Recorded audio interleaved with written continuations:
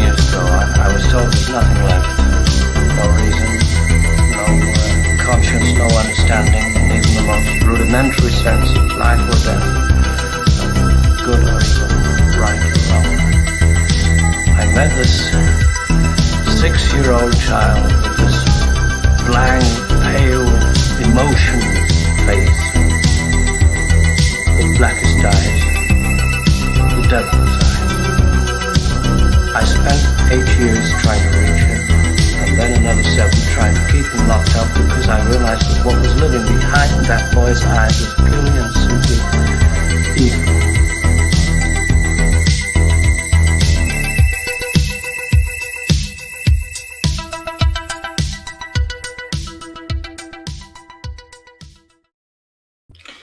What's going on, everybody? Welcome back to Let's Talk Movies. I'm Brad. I'm Miguel.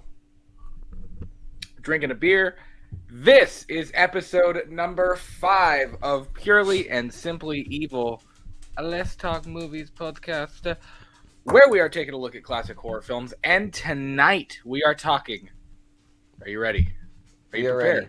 For the return of Michael Myers, Halloween 4, The Return of Michael Myers. So, yes, sir. Fan favorite. Super excited to talk about this one. This has been another one that everybody's been like, when are you going to do H4? When are you going to do H4? When are you going to do H4?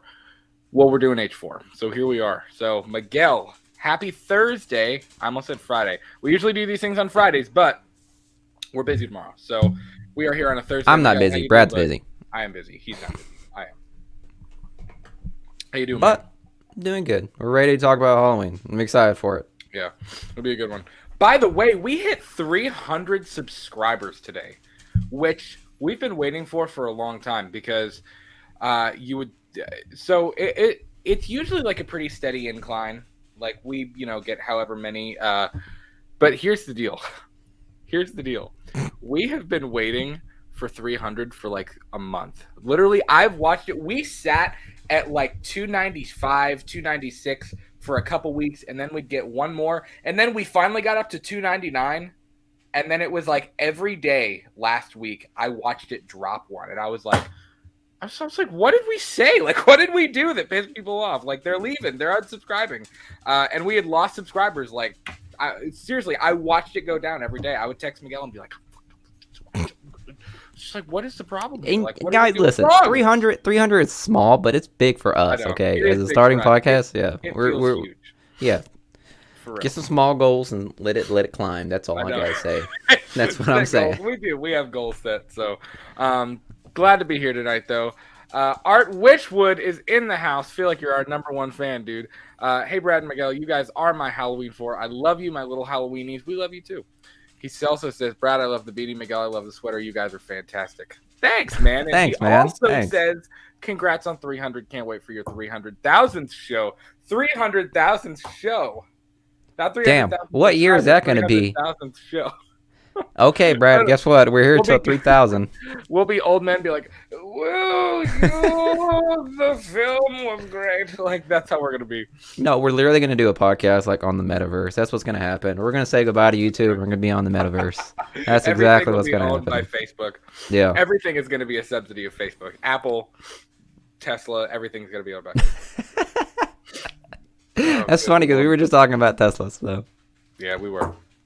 So, by the way, we actually just saw, I know we're kind of late to the party, we just saw Resident Evil Welcome to Raccoon City last night, and that review is going to be coming up pretty soon. I'm not sure what day yet. We're still trying to figure out our schedule for next week, but we will be doing our Resident Evil review, and that's going to be an interesting one. So I would definitely tune into that. As you guys know, I'm a massive Resident Evil fan. It's what got me into horror. I actually have a Raccoon City sign up here, and then I have another Resident Evil thing that's actually dope. It's the front of the mansion, and it's the dogs chasing the STARS members into the mansion. But up top, it's like a split thing. Like if you look at it one way, it's Tyrant, and if you look at another way, it's Nemesis, which is dope. Oh, that is dope. Yeah, that's pretty dope. So wait, did you get that at Scarefest? No, Or- I have. okay. No, I've had that for a while. Yeah. I Actually, I gotcha. think I got that off of Amazon. Oh, okay. I think it was on Amazon. Because I remember, bought it. because you remember at Scarefest, whenever we were watching around, we saw like a bunch of posters, but they kept changing it whichever way we Yeah. were looking, and I was like, "Yo, those That's are what dope." that's what this one is behind me. It's like 1978 Michael, and then it's 2018 Michael, and then for whatever reason we go to Rob Zombie's Michael. I don't know why they threw Rob Zombies in there, but they did. So, all right, dude, let's do this thing. Let's talk Halloween 4. All right. Hope some other people join because I know there's been a lot of requests for this episode. So obviously 10 years after the events of Halloween and Halloween 2 in 1978, Michael Myers escapes custody during a transfer from Ridgemont to Smith's Grove, heads back to Haddonfield, but this time he's going after Jamie Lloyd, who is Laurie Strode's daughter. And obviously Loomis is hot on his trail, so that's basically the plot of Halloween 4. Mustafa Akkad wanted to kind of go back to the original formula here. He didn't want it to be about the blood and the guts and the gore.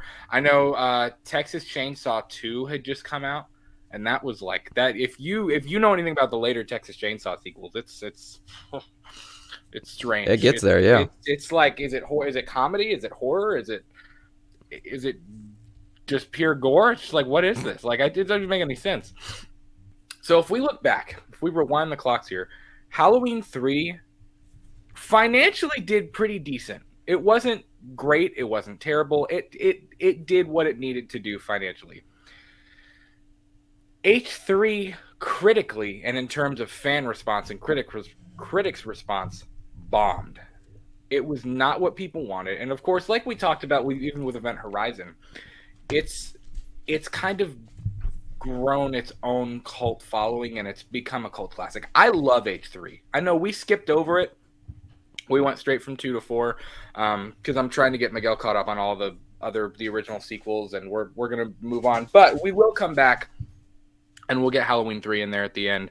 And so Mustafa Akkad, he wanted to continue the franchise, and he wanted to bring Michael back. That was the whole point of doing H4. So there was an article in Fangoria with an interview by Paul Freeman, who is a big time producer. He was talking about, one of the biggest questions in Hollywood at that point is, where is Michael Myers?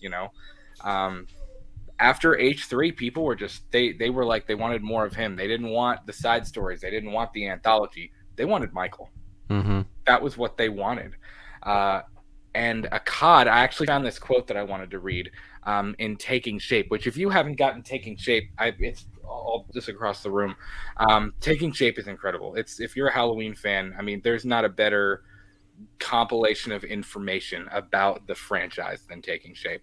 And I wanted Is it a documentary of Michael Myers, pretty much? No, it's a book. Oh, okay. It's a book of. It's got like a chapter of every sequel and every film, and it's just like everything about the production, the filming, the casting, the reception from fans, the reception from the people that made it, the reception from critics. I mean, it's just like everything you would ever need to know about the franchises in this book. They did a phenomenal job. Damn, I wonder how many people read that book. Fucking hell. A lot. There's 2 of them. The first one is just about all the franchise or whatever. And at the end of it, I believe it even says something like Halloween Kills and Halloween Ends, like, is on the way or whatever. But of course, the book came out before they were. I'm sure that book was probably in production before they even announced Kills and Ends. Yeah. And the part 2 of Taking Shape is actually all of the unmade sequels, and that book is huge. It is a fat book of all the unmade sequels, because I'm telling you, man, some of the unmade Halloween sequels get bonkers. I mean, they get wild, yeah. They get a little wild sauce with a little bit of toilet water mixed in. So Akkad said, we spent 4 years haggling. John Carpenter, Deborah Hill, Irwin Yablans, and myself couldn't agree on what to do with H4. On top of that, they had all gone on to other successes, making things that much more complicated. So, I mean, you got to kind of put yourself in Mustafa Akkad's shoes. Like, you want the original crew to come back. They wanted Jamie Lee Curtis to come back, and she was like, no. I mean, she went on, she did A Fish Called Wanda, she did Trading Places. She was kind of moving her way up, away from Halloween, away from horror, because she also did Prom Night, and she did a couple of other horror films as well. Nothing, of course, to the stature, the popularity of Halloween. But she was moving on. John Carpenter and Deborah Hill wanted to move on. Everybody wanted to move on except for the fans and except for Akkad, pretty much. They wanted Michael back. He was like a phenomenon. You know what I mean? He was a cultural phenomenon. People wanted him. So essentially, Dennis Etchison. We got some names. Jesus we do. Christ. Essentially, Dennis Etchison, who actually wrote the novelizations of Halloween 2 and Halloween 3 under, he had a pen name, Jack something. I don't remember if it was Jack. Like a pen pal? Yeah, no, like a surname. Like he didn't use his name when he wrote the novelization. I did Jack something. I can't remember what it was. Comment down below and let me know. Why do you use a different name for writing a book, bud? I don't know. He wanted to, but he wanted to. I mean, it was interesting. He didn't want to say some shit, and people were like, "Oh, this guy said that." He was like, "You know what? That didn't happen." He was like, "You know what? If I want some anonymity right now, I'm gonna change my name. That's the way to do it." So they had tapped. John Carpenter wanted to tap him to helm the script for H4.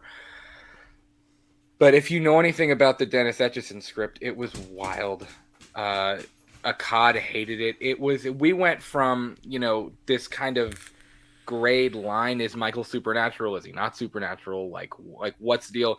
He is full-blown supernatural. I believe the focus, it's been a while since I actually looked into that script. If you want a phenomenal recap of that script and of any of the unmade Halloween scripts, go to We Watched the Movies channel. And I seriously, they do some incredible recaps of those scripts and the unmade films. I mean, this script, Miguel, this thing had Michael regenerating fingers. It had him like growing 40 feet tall when he got angrier. Like it was crazy. I mean, it was wild. It focused on Tommy and Lindsay, which is kind of interesting.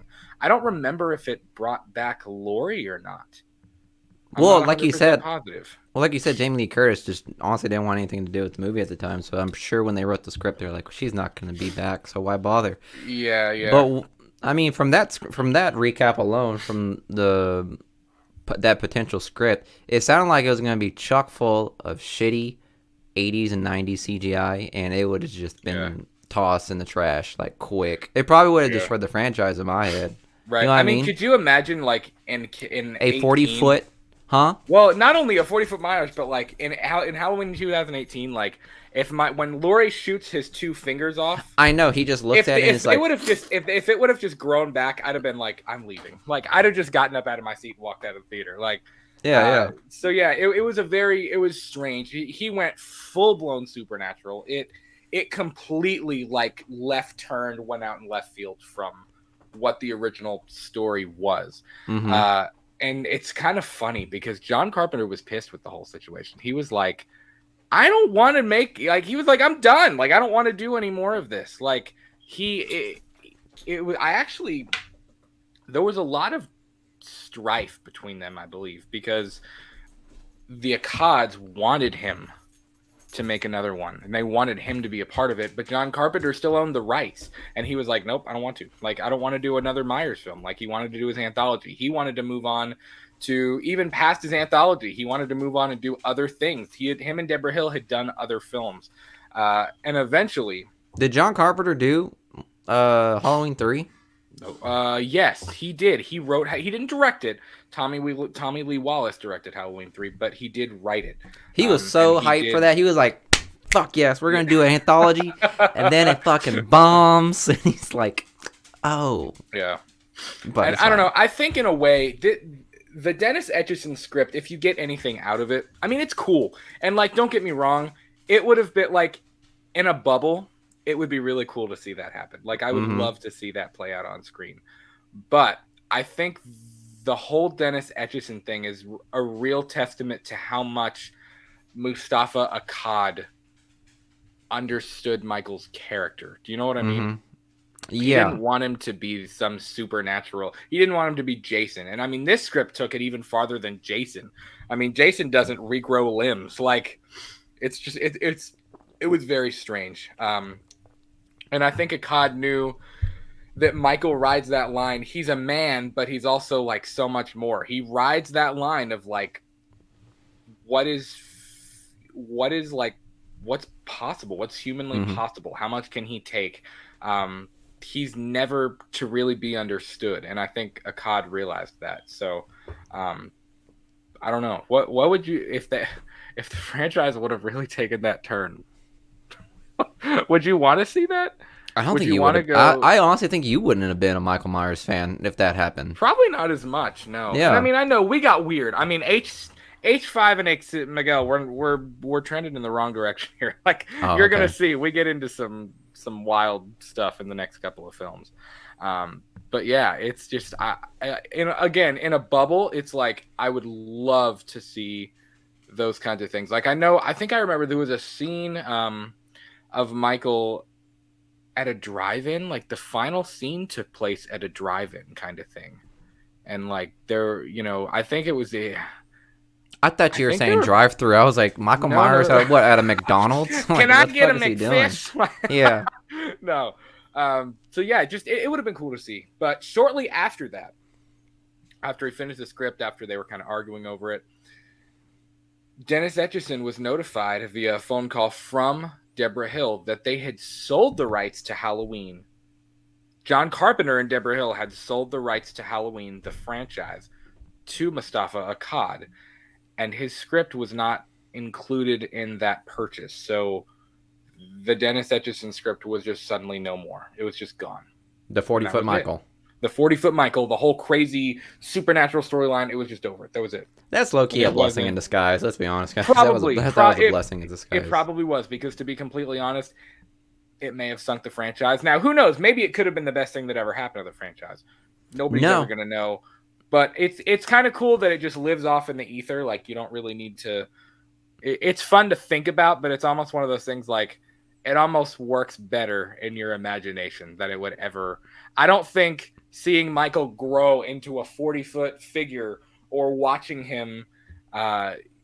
regenerate limbs and fingers. I just don't think that would have translated very well, especially for 1989. Like, Yeah. 88, Like I 89, said, like that yeah, just like I wouldn't have- said, like that wouldn't have CGI, translated well. that CGI that they would have to do for all of that would have been so tacky Yeah. and stuff. I would have lost complete interest in the story alone just from that. But if there's anyone out there, we got the technology now. If you guys want to do a fan film of those scripts, I don't know if you get in trouble. If you don't, I'll represent you. Dude. I don't know. That's an idea.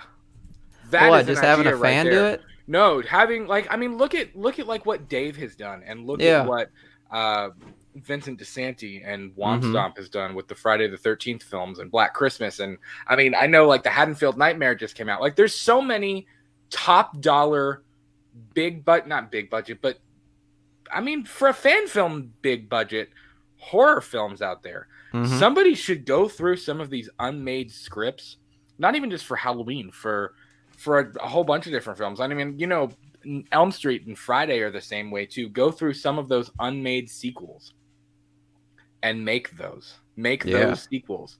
Now, Yeah. of course, it's not going to be a feature film unless they make, a mill and they can really just use that mill to do that project. But it'd be dope though. You know what I mean? Mhm. I'm sure you could find somebody to do the CGI. I'm sure you could make it work. But yeah, man, that's an idea right there. You're welcome, Remember- guys. If anybody does that, our invoice will be in the mail to you.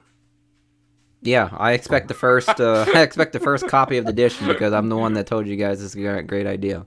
Which Presented by you guys Let's should. Talk I Movie. feel like Dave McRae pretty much paved the way. Dave McRae literally said like, "Hey, I'm making Black Christmas," and that literally surprised a lot of people, and it just opened the doors for fan made films. Like, Well, good what films. came first? You know what came first was Never Hike Alone. yeah, And I mean, dude, honestly, I was never a big fan film I take that back. Most fan films are, I mean, I don't want to. How do I put this? fan They're films are not- dope. They're dope, but it's hard because they don't have the budget and because it's people who aren't really filmmakers most of the time. Mm-hmm. It's hard to really realize a vision. But what Vince did with Never Hike Alone and that series, and what Dave has done, and what so many great people, they're doing a Texas Chainsaw one that I'm super hyped for. I mean, because again, we Is that going to come out before the movie? Texas Chainsaw. I know, right? Good Lord, where is that Texas Chainsaw movie? I feel like Jameson, but instead I'm like, I want pictures of Leatherface. Like that's like I'm ready, man. Like I just want to know where that movie is. But yeah, like I think you could do something really, really special with that. Like seriously, make some of those unmade scripts, man. Yeah, sure, why not? If you got time and you got the the talent for it, make sure you have the talent for it. Yeah, just make them. I'd be happy to watch them. But, I'd be happy to what's it called?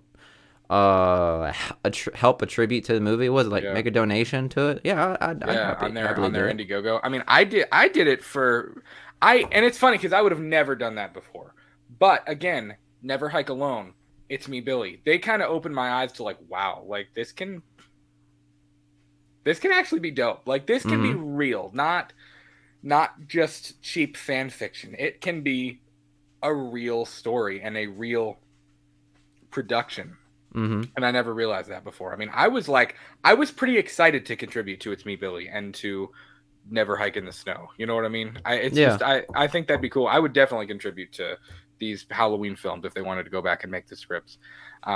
So really to kind of wrap up the production notes of this, Dwight Little was tapped for Halloween 4. He ended up directing it after Akkad gained the rights, and Alan B. McElroy was tapped to write the script.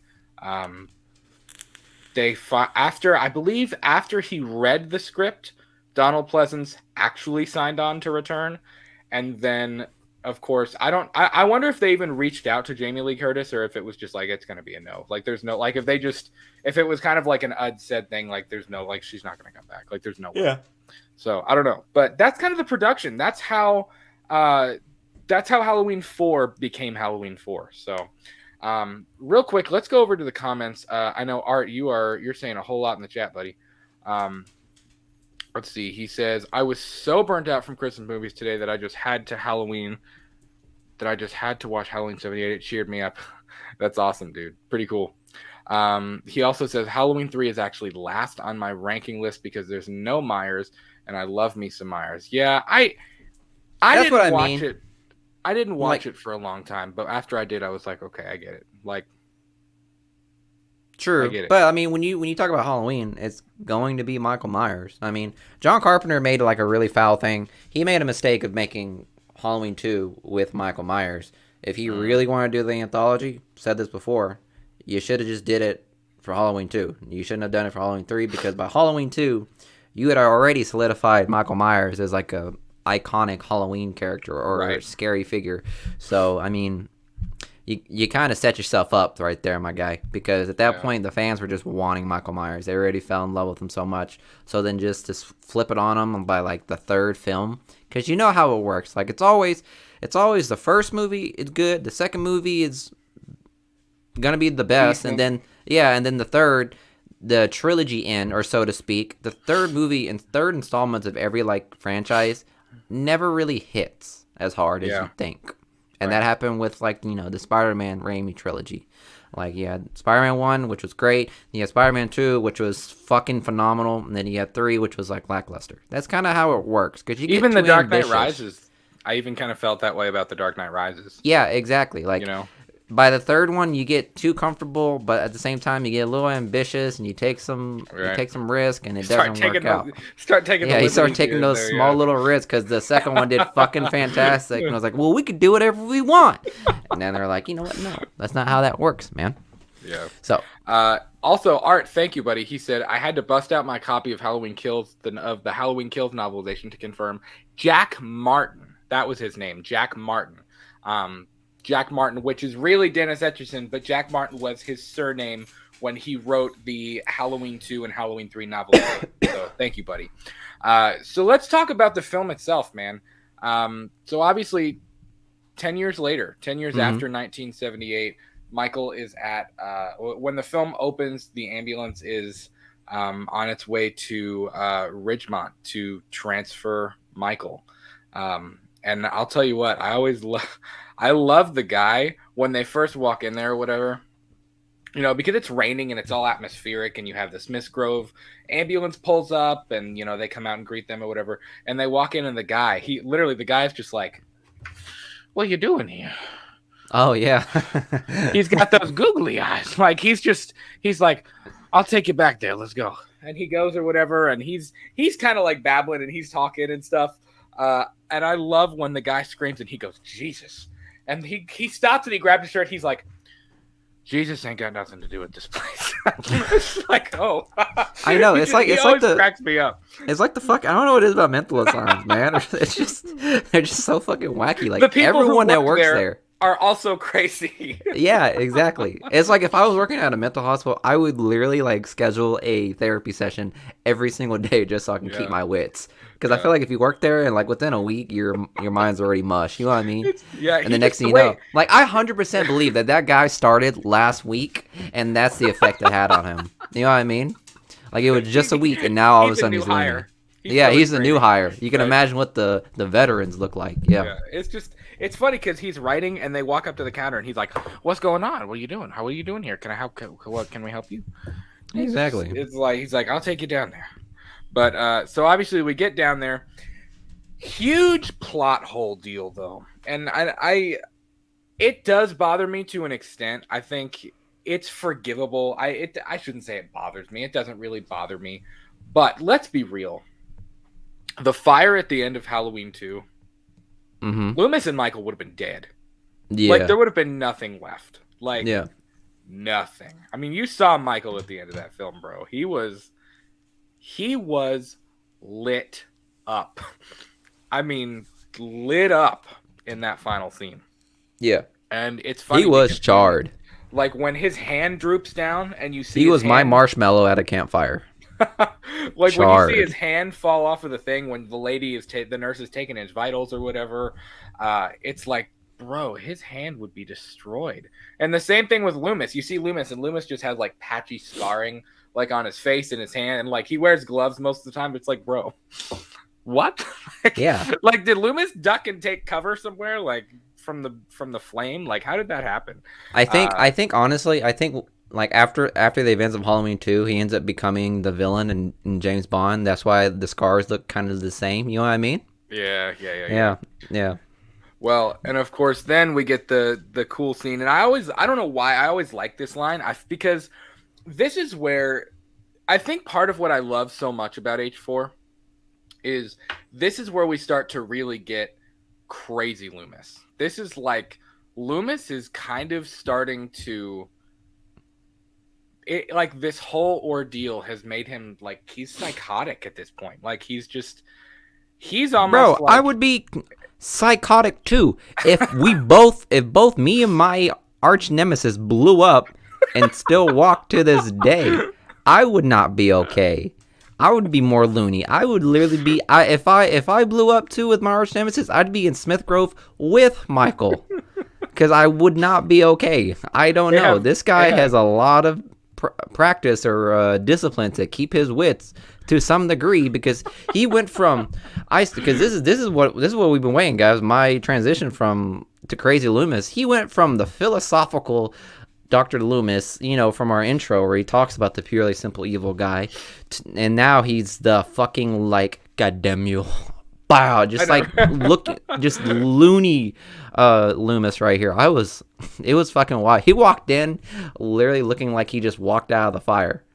Like he acted almost as if he walked right out of that fire after it exploded. He was just standing there like this and just saying, "Where is he?" I was like, "Whoa."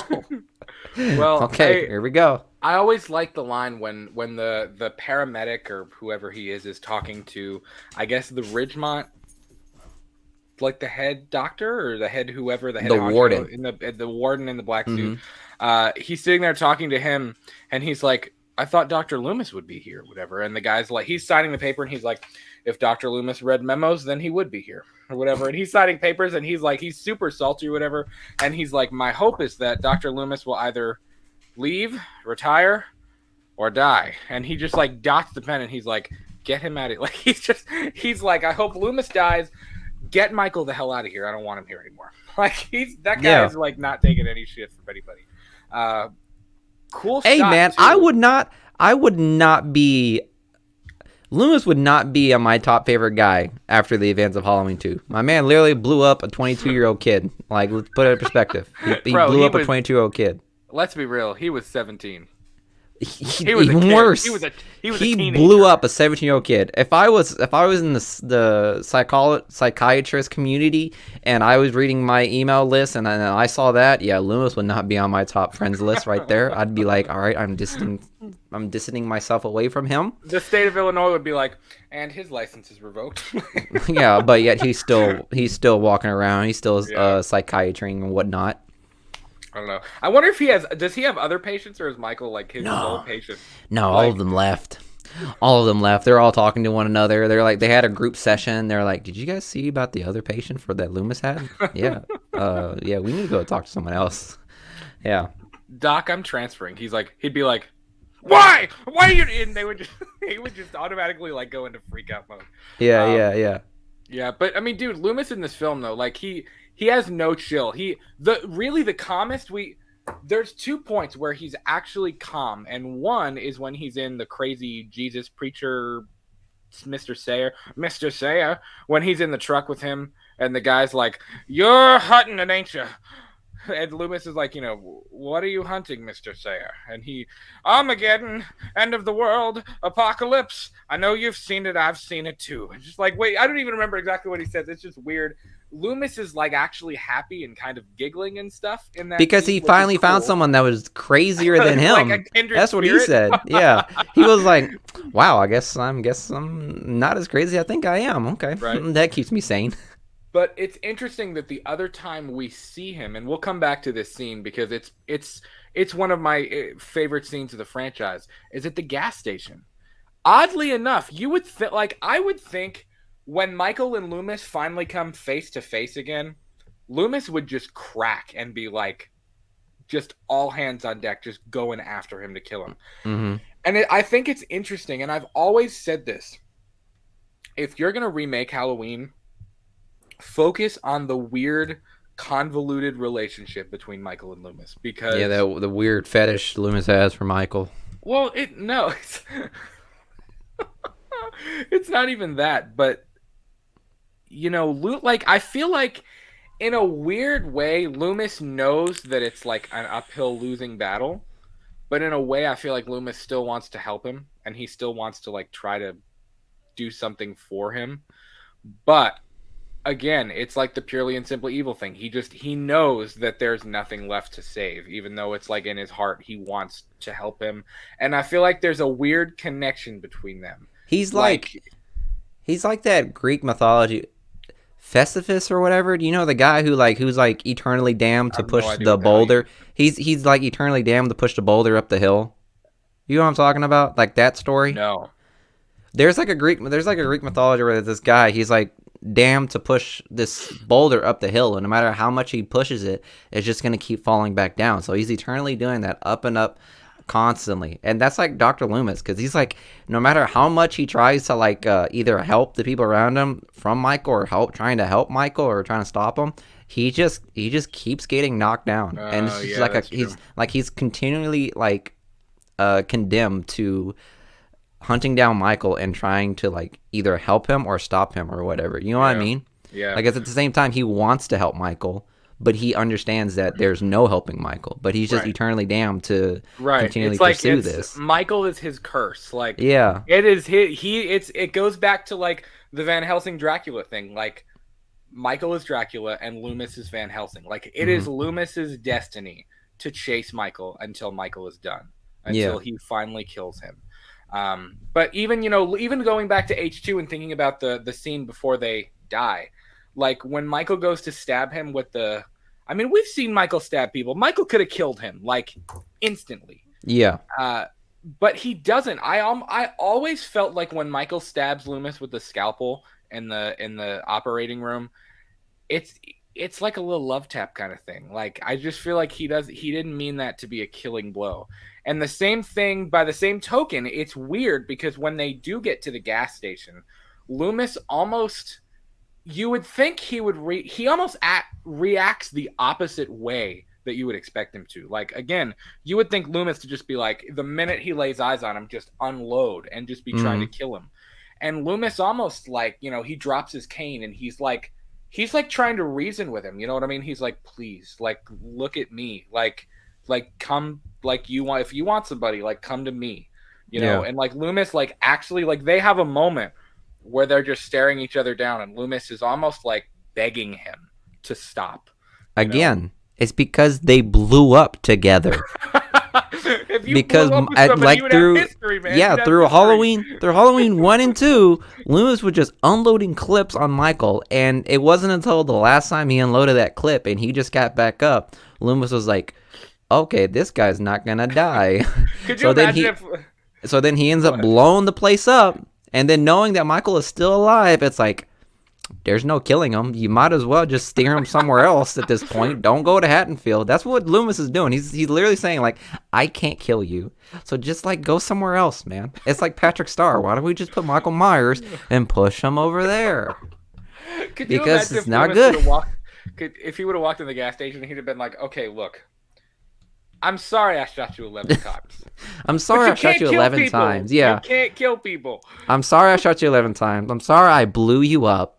But that's just because you can't kill people. You know what I mean? Like, I feel like those shots and, like, blowing him up was like flicking a dog in the nose to try to get him to stop. Like, it doesn't hurt him, but it's just to, like, stop that. You know what I mean? It's like just a small little punishment to a dog. It's like, don't do what you're doing. You know what I mean?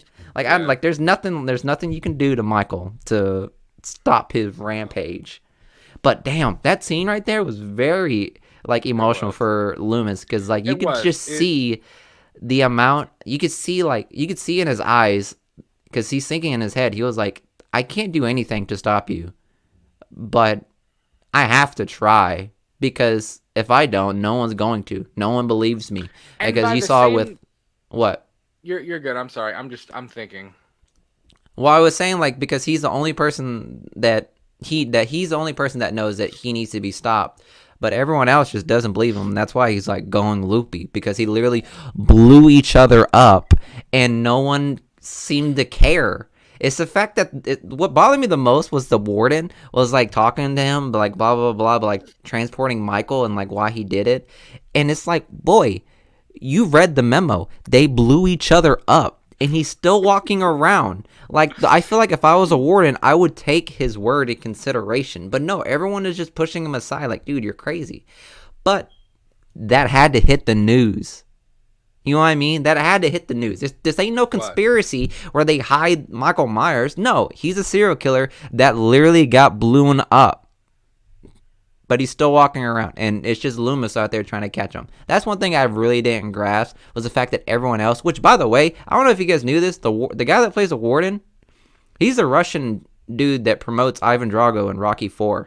Oh, yeah, you Fun told fact. me that, didn't you? Yeah, I told Brad, because he wasn't really paying attention to it, and I was like, wait, isn't it the Russian dude from Rocky IV?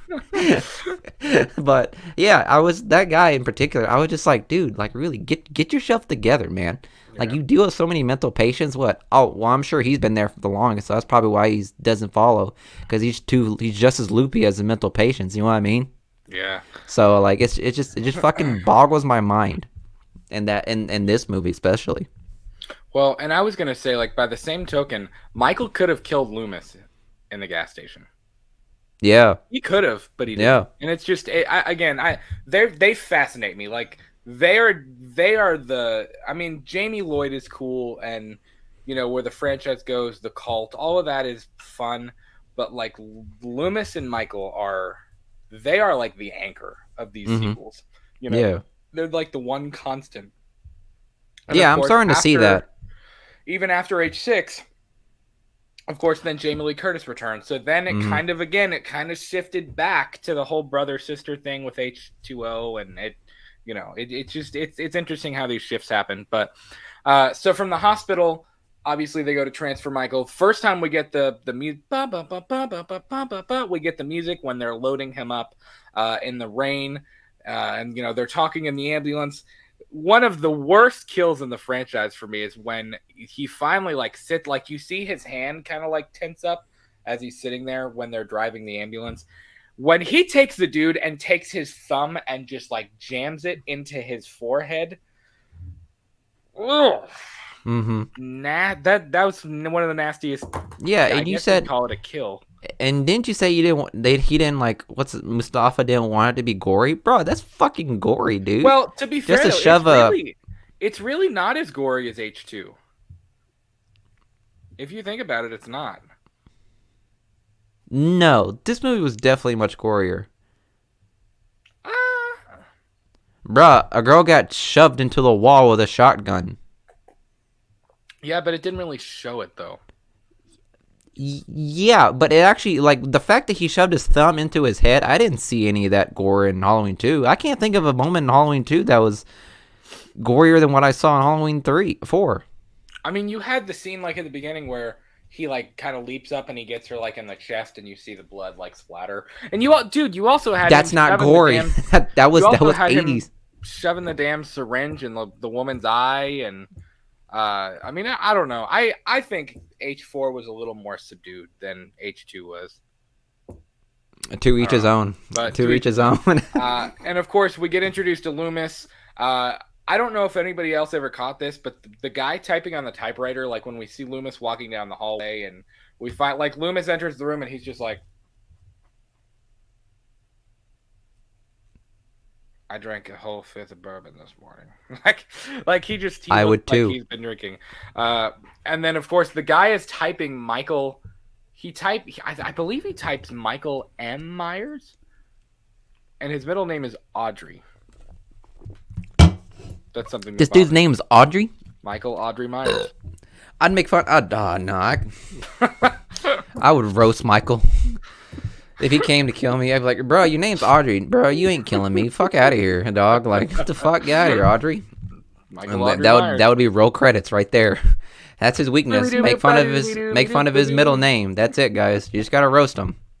That's how you get it. Yeah, so we get introduced. The guy, I always thought it was kind of funny too that the guy, so, you know, the guy's like, give it up.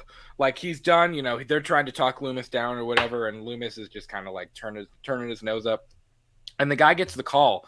And when he gets the call, he looks up at Loomis, and he's looking out of his glasses, but his eyes look like they're 3 inches wide looking out of his glasses. It's just like, yeah. It's strange. And of course, Loomis knows exactly what the problem is.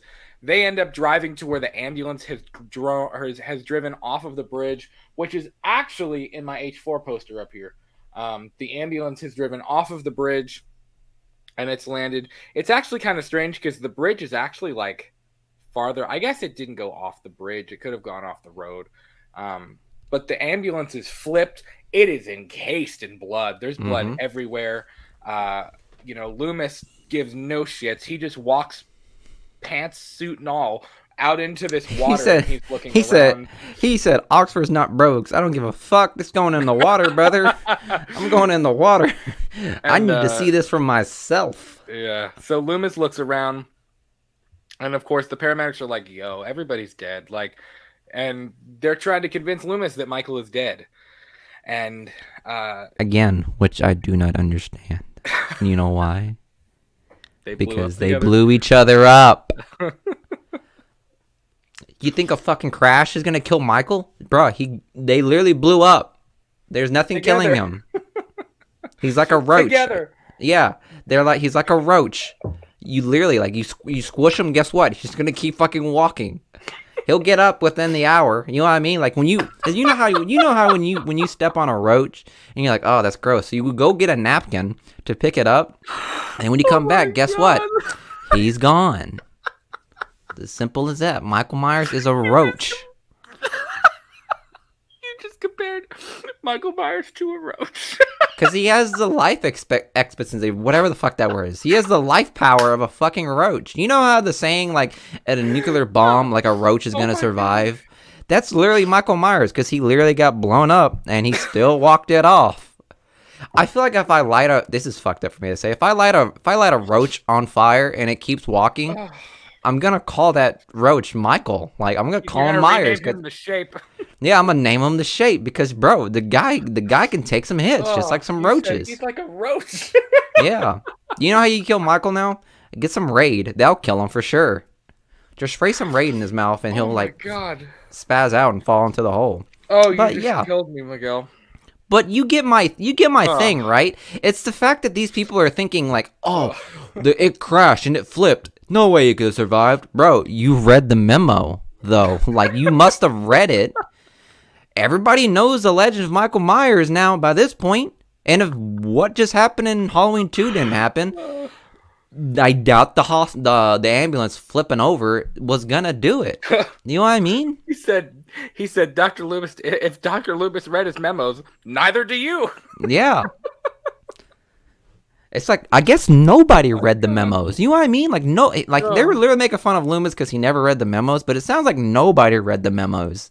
Because if this patient came to the hospital and he was charred, I would literally put in the memo, my boy got blown up. And everybody would read that. I feel like if I was working at a hospital and I saw him come in, I'd be like, bro, let me see that report. I want to know what happened. That's something I would do. And so I feel like everyone would have known by now that this guy took a fucking fireball to the fucking face. Everybody would know that. So with that knowledge, if they saw the ambulance flipped over, I would think in my head, he could have walked that off. Simple as that, man. And you got to think it's like a 40-foot drop, too, off that bridge. Into the water. But did it cave? No, it didn't cave. It just stayed still. There was no significant damage on that ambulance, which props to them. That frame, strong as a board. But still, that's what I mean. Like, and if you saw like all the bodies too, and you didn't see Michael Myers, guy left. The guy got up and walked away. He looked around. He was like, "This is unfortunate," and he just walked off. Simple as that. And what did the sheriff say? What did those cops say? They said, "Oh, he couldn't have got past 20 miles." I was like, "What?" Yeah, saying that if he was injured, plus he's already in terrible shape from the fire, so it's like there's no way he could have like walked. You know what I mean? Like walked that way. I don't know, but I always like the line too when Loomis walks out of the he starts walking towards the car, and he's like, the guy's like, "Where are you going?" And he's like, "Haddonfield" or whatever, and he's like, "Loomis, he's gone. Like he's not gonna go back there. He can't get back there." And Loomis is like, "It's a 4-hour drive." And of course, then the guy, Loomis says, "If you haven't found him in 4 hours, then I'm sure I will." And he just turns around like a baller, like James Bond just walking away. And of course, we didn't even mention, we're introduced to Jamie Lloyd, played by the great Danielle Harris. She's, of course, sitting there. She's dreaming. She has a bad dream. Or she's up for some reason, as the ambulance is crashing. And I'll tell you what, listen, I like Rachel. I know a lot of people really like Rachel, and I do too. I really like her a lot more in H5 because she was a little bit of a better person. But this little girl has a bad dream. She's sitting with the dog. It's raining. It's storming. And she's like, "Do you love me, Rachel? Like a sister?" And Rachel's like, "How many times do I have to tell you we're not sisters?" I'm like, why would you say that to a little kid? This kid is crying and she's upset. And you're like, "We're not sisters. So no, I don't love you." Like, yeah, what? Yeah. It's like who says that? It's like that scene in *Malignant*. You remember when like after she like went through all that shit and she's talking to her sister and she's like trying to comfort her and she's finally like, "Darling, we're not sisters. I was adopted." It's like, why give her that? I don't know. It's like, why give her that, what man? She needs right now? That's like, not what she needs. To, like, hold her and comfort her, not be like, "Now listen here, you're wrong." Like, I don't know. Yeah. Art says Rachel was tired AF and horny too. So I don't know. Bro, Maybe really though, she was really just trying to she was just trying to jump on something at the end of this movie, man. I don't know, but so the whole Rachel thing at the beginning, I do like her towards the end of the movie, and I love her in 5. It's a shame. Well, I'm not going to say too much. Never mind. Anyway, fuck it, she dies. That's what I'm getting. I forget Miguel hasn't seen these sometimes. But of course, so like even we move past that. Jamie has the dream where, oddly enough, she sees Michael in the same mask that he was going to end up wearing in the movie, which is strange. But again, the psychic connection bullshit. I hate that. But she's kind of dreaming about him. It's funny because like when the lightning flashes and he's just kind of like in the corner like, oogity boogity. Like, and Oogity then boogity. every time you see him, like, even when he sits up, he's like, oh, hello. Like, he just looks very strange in that lightning scene where it's flashing. I don't know. Yeah, Art, I think you're right. He said Trauma. Trauma did Rachel good. She looked way better in H5. I don't know. Her character seemed more like put together. Like, she was very high school drama driven in H4. Like, she just literally, Brady was her storyline. She just wanted Brady. That was it. She didn't really care about Jamie at the beginning. She didn't really care about anything that was going on. She was just like, well, Brady's cheating on me, so I'm just going to be whatever. You know what I mean? Yeah. And in H5, she does kind of become more of a caretaker sister role to Jamie, which I dig. And I appreciate that. But even when they're sitting at the table and, you know, the dad dips his tie in the coffee and, you know, they're talking, whatever. And they're like, you know, oh, the babysitter canceled. Rachel, you're going to have to watch Jamie tonight. And she's like, well, what exactly did she say? She's like, you know, well, my future relationship, my marriage, your children my children and your grandchildren have all been wiped out because I have to babysit. And of course, poor Jamie is sitting back and she's like, I ruin everything. If I didn't exist, you wouldn't have to go babysit. And she turns around or whatever, and it's just like, you're such a hoe. Like, why would you say that in front of a kid, man? Yeah. Like, she needs you right now. I don't know. Her character seemed really douchey in the beginning of this. You know what I mean? Yeah. Just, I don't know. I totally Something get about that. it. I was just like, dude. She was like your this poor girl. Yeah, it's like, why would you do that to this poor little girl? That's literally like, you know her story, I'm sure, by this time, right? Yeah. Like, you know what she went through, and yet you're just gonna leave. You're gonna keep doing that to her. I don't know. Yeah. Art said Brady is no Brad Pitt. Really though. I mean, it's the truth, man. So obviously Loomis, we get the famous, the incredible gas station scene that we talked about a little bit. Loomis goes to the gas station, and it's strange that instead of just going inside, like, he pulls up and he goes to get gas, and he's like, hello, hey, and he's waving his cane and he's kind of screaming or whatever. Let me ask you a question. Okay. Interesting question. The H4 mask has grown on me. I have it sitting up here by my H4 poster. What would you have thought if we would have just stuck with the bandages? Like, the bandages all over his face and his body. Like, if that would have been Michael for the entirety of the movie. Would you have been cool with that? Or would you have been like, no, we need a white mask? No, we would definitely need the white mask. Because remember, this was the return of Michael Myers. That's fair. And like, if they would have like done that, would just bandage Michael, a lot of people probably would end up hating it. Fair. That's what I mean. Like, I could I could understand everyone's, like, you know, fandom with Michael Myers, and it's because of that. It's the mask and the fucking janitor suit. Like, that's what he's all about. So if you would have gave us like bandage Michael, no, he probably wouldn't have had that same this movie probably wouldn't have been like a fan favorite. I don't know about that, because I don't think the mask is really a make or break for this one. I think the story is more why this is a fan favorite. I mean, that's... Well, no, they wanted... Like, I'm sure everyone agrees. They wanted to see Michael in this movie. Like, that's what they wanted. Yeah. And... Well, I mean, even look at the poster here. Like, they teased you. They gave you that mask. They were like, hey, you're going to get this mask again. And you did not get that mask. It was not the same thing. They really gave you a big old tease. So, yeah, I don't know.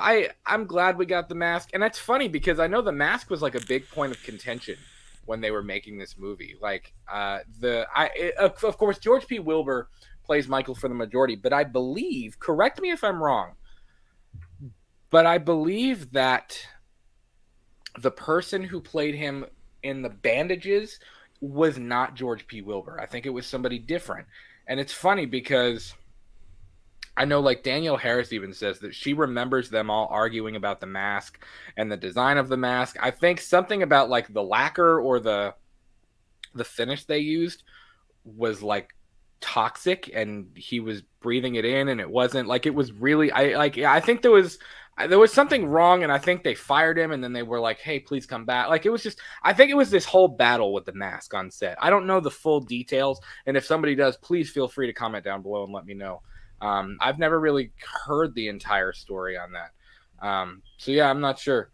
But of course, we've talked about the gas station scene. It's incredible. Loomis and Michael have a really cool moment. He finds the employees dead. And of course, the whole scene when Michael drives the tow truck out of there and makes it blow up, and it's like simultaneously takes the power lines down and the phone lines are out. I mean, it's just like it's just Again, it's incredible. like a it's great literally scene. like, man, my man can drive with being in a mental hospital like all of his childhood life, like, and Maybe yet he someone can around still here drive. gave him lessons. Yeah, for some reason he can still drive the hell out of a car, I guess. Yeah. Yeah, put Michael in the Fast and Furious franchise, man. Let's have that crossover. That'd be great. You don't need Loomis when you have family. Family. So, of course, Loomis is trying to hitchhike. He's trying to get to Haddonfield, and of course, we get the Jack Sayer scene where they're sharing the booze in the car, and apocalypse, end of the world. You're hunting it, ain't you? All that stuff. We'll gather at the river, and of course, Loomis is like, Maybe I should stop hunting Michael and hunt you, guy. You're gone. he's like, dude, you're crazier than Michael. Yeah, yeah. Could you imagine? He's sitting there singing, driving the car, and Loomis just cocks his gun and just. He goes back and says, "God damn you," and just fires it. You know what I mean, I know, right? Plot twist: Sayer is Michael. bro? It's like it's like Dewey's Ghostface. Yeah, it's like that shit. Yeah. And of course, even before that, though, before Mr. Sayer picks him up, those jerk off college kids that are on their way to Chicago or whatever that leave poor Loomis in the dust. I when know, he's sitting right? there It's coughing this up a is storm. this is my thing. It's like all like our like the previous generation talks about how like our generation is full of like dicks and pricks and like assholes, but like when I watch these old 80s movies, these high schoolers were fuckwads. They were assholes doing all this shit to these old people. Like, damn, I last time I checked, I can't think of someone in our generation doing that. We would pick them up. Obviously not now because we don't pick up hitchhikers anymore. You know what I mean? Oh my! Stole their convertible, bro. Yeah, because we were getting to the point of Crazy Loomis. I wouldn't have been surprised. I probably would have sat there. I would have been like, "Good job, Loomis. Take your anger out on someone." At least because take a tire out. yeah, take a tire out. Pop a tire. I don't know. But of course, the meat and potatoes of this thing, and it's funny because the more and more. It took me. This was the first time watching H4 since seeing Halloween Kills, and I know everybody. There was the comment in the test screenings of Halloween Kills is like it's like Halloween 2 and Halloween 4 on acid or something like that. Mm-hmm. It kind of didn't dawn on me how many similarities there were between Halloween 4 and Halloween Kills until I finally watched this again. And there really were. I mean, everything from the mob mentality thing to Ted Hollister, to the police can't handle themselves. Like it's just there's just like a lot of there were a lot of similarities that I guess it just never really dawned on me before. I mean, obviously I knew the themes were similar, but so of course Jamie's at school. Do you think that's why Double- Halloween Kills didn't really like hit the mark because it was kind of recycling old it was because like this new generation like retconned the entire franchise and still recycled most of the story plots? No, I don't think so. I think excuse me. Ugh. I think Halloween Kills was an incredible idea, but I think they executed the mob thing all wrong. I think again, and we have go back and watch some of our Halloween Kills episodes. I mean, we talked about this ad nauseum. Like, I think the mob thing would have been so much cooler if, yes, maybe they get an innocent person killed. Maybe they don't have their shit together. They're struggling to get it together, and maybe there is this Braveheart moment where it's like, wow, the mob is finally on their own page. And they are finally organized, and they still end up losing against Michael. That is scary. That's how the mob thing should have been handled. But the mob never really had a moment of clarity. There was never really a moment of unity. It was just chaos the entire time. There was no. It was. I don't know. It just wasn't executed the way that I thought it was going to be executed. Yeah. And of course, this isn't like gold. This isn't the golden standard. I mean, I'm not saying that. But it definitely had a lot of the same scene or themes, excuse me. So we kind of didn't touch on this. So Jamie, of course, is at school, and those kids are being the worst. Boogeyman, Jamie's uncle's the boogie. It's just like, dude, you guys suck. Like, why is everybody in this movie so mean to this Jamie? generation, the older generation's calling us dicks and pricks and assholes, but look what the fuck they were doing back then. Like, Jesus. Poor girl, man. I know. And then, of course, Rachel. I'm starting to understand why she went that I'm starting to understand why she went that direction now. She said, "I'm gonna fuck those kids up later." Of course, Jamie. Or the only thing Rachel does, double scoops. That she's just like, let's go get ice cream and I'll buy you a Halloween costume and we'll be made up. You're my sister now, which is whatever. But of course, she sees Michael grab the mask at the store and whatever. Couple of I didn't different like things that. like that. I didn't like that. Honestly, I would have and much you have rather to him think- go back to the same hardware store and take another one. Like, it'd be at the same place. Like, that hardware store did not change, even though it's now known as the place that Michael got his mask. It still stayed open. I would much rather him go into that hardware store and got the rope and the mask again. That would have been much easier. That would have been much fun. All You know what I they mean? stole were a rope, Halloween mask, and a couple of knives. Yeah, pretty much. But I mean, yeah, I don't know. I think you kind of have to take that scene as more of a dream. Like, I don't think she's actually seeing him take the knife. I think she's just dreaming. Hmm. I don't think that. I never took that literally. Like, he's standing there in the same room as her. Because if he was actually standing there, it would be like, why? Why Well, not kill her? I don't know, because you do get the shot of him kind of like looking away or whatever. Like, but why wouldn't he have just killed her right then? Like, why? You know what I mean? I don't know. Strange. Another weird, strange thing that Michael could have killed her, but he didn't right then. So, of course, Loomis gets to Haddonfield. Really cool scene when we're introduced to Meeker, too, when he's like, I need to talk to Sheriff Brackett. And Meeker's like, well, then you're going to have to travel like 300 miles or whatever, because Brackett lives in St. Petersburg now. Like, he retired.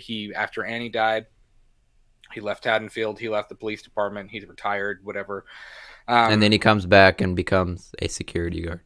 I know, right? He comes back and kills, and he's like 85. Yeah. But of course, we're introduced to Meeker, and I gotta say, I think Meeker handles the entire situation better than Brackett He did. does. Meeker is probably one of my favorite ones in this movie because he actually listened to Loomis. You know Well, what I mean? he's pissed and he's annoyed and he's still skeptical, but he's like, I'm not gonna have what happened 10 years ago happen now. Like, Exactly. He's like, I'm not gonna. You know take the why? chance that You know you're why? right. Because Meeker read the fucking memo and understood what happened. He understood the assignment. right? Yeah, he said, you know what? This man probably means something. He comes in half burnt because he got blown up. And he's like, you know what? I should probably listen to this guy. You should probably take this into consideration. So, yeah, props to him.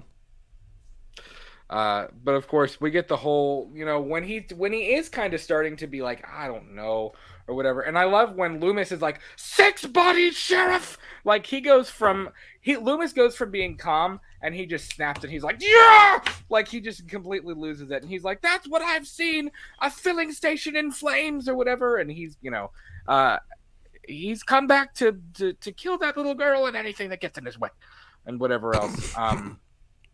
And he's it's like funny. Dr. It's Loomis funny is like 'cause- that. He's like that hate preacher that you see on campus where he just walks in and he just starts spewing his information. He's like, Yeah, it's "You fair. have to listen. God is coming." Like that bullshit. And There was like he's like one of those, and everyone's just like, "Dude, this guy's fucking crazy." But Yeah. Meeker is the only one. He's the only one. There was a guy on our college campus that used to we called him the crazy pal preacher because it was like this fountain swear or whatever. And I mean, he just Well, Dude, no, just that's like, common. That's common with it's like common like in almost every other campus. I think mean, it's the I'm Westboro. Is it Westboro like church? I think like they do all that bullshit. Like hey guys, I'm sorry if you guys are with them. Sorry, they suck. But yeah, he kind of reminded me of that whenever he would just like 16 bodies and like all that bullshit. But yeah. obviously, Well, Meeker, probably the guy. He probably like he was probably a rookie 10 years ago. And he saw what happened, and now that he's the head sheriff, he's probably like, you know what? This is probably serious. you know what, I'm taking into consideration. He did everything right in the movie. The reason why I liked him so much because he was so grounded in reality. He says, you know what, I should probably take care of this. And that's why I love Meeker. This is the scene in this entire movie where I was just like, you know what, I like this. This is very refreshing. Well, it's refreshing, and like again, Loomis starts to kind of lose it. Meeker he's pissed, he's irritated, but he's like, whatever, like I'll humor you. And of course, we kind of move on from there, and that's where we kind of start to get into the mob mentality stuff, because obviously it's nighttime. Loomis is kind of going around with Meeker. They're looking for him. And we get the Bucky scene. We have to talk about the Bucky scene. The electrician, when he walks, don't you try that Halloween shit with me. And he's sitting there, and Michael throws him onto the power lines. He knocks out the power and whatever else. And then, of course, I'm trying to think. What am I missing? I'm missing something here. With the electricity guy? Oh, Jamie and Rachel trick-or-treating. They're out trick-or-treating, obviously, and that's when we get Rachel hits peak teenager, and she sees Brady in Kelly Meeker's house.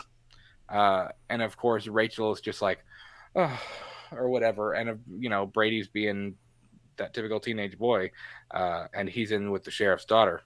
But he's also in with Rachel.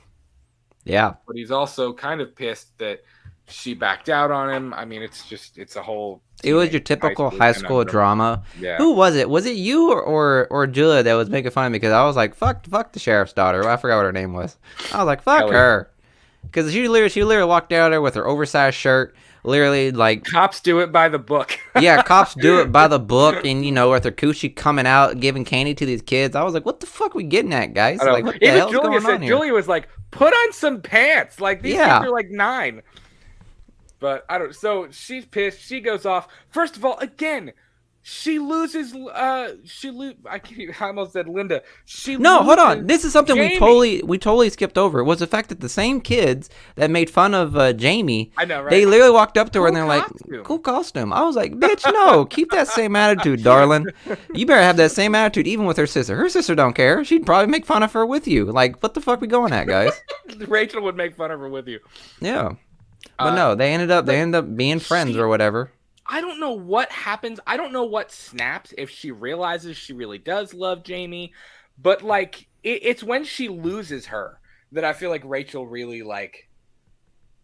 Which makes sense storyline-wise. I mean... Yeah, because can you imagine going back to your parents and be like, hey, I lost my sister, and there's a killer out. Yeah, can you imagine right? the And there's shit a show she'd be serial going through? killer in the town. But, and I also always found it interesting that, like... So, basically...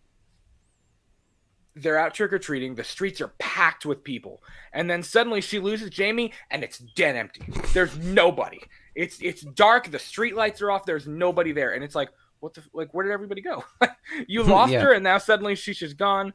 She sees Michael. She finally finds Jamie, and that's when we get the cool scene where Loomis and Meeker drive up. They finally reach Jamie and Rachel, and like different Myers start popping up or whatever. And Meeker's like, Loomis, and Loomis goes to shoot, and of course it's the kids that are like, ha, ha, hey, and they leave or whatever. Again, like, do they Meeker's not remember? Do they not remember what happened to the old boy 10 years ago that blew up too? You know what I mean? I feel like I feel like if that happened, I wouldn't be pulling that trick. I wouldn't be wearing that mask. I feel like that mask is a red flag on Halloween because last thing you need. Last thing you need is a sheriff, running you over because they mistaken you for Michael Myers again. I was like, Loomis would have just unloaded his revolver on one of those kids. He'd probably do this same stupid thing where he was like, I know, right? After Ben Tramer dies in H2, he just goes. He said, "Yep, there goes my license." He's just like, "I'm getting fired." Yeah, I'm gonna get fired. But I feel like whenever he was gonna pull the trigger, like he was about to pull his gun out, he's probably like, "You know what? My license is already gone, so fuck it." So that's probably what he's thinking. He doesn't care at this point. Yeah. Loomis is like, "I'm gonna kill him. I don't care if it's him or not. I'm gonna kill somebody." Mm-hmm.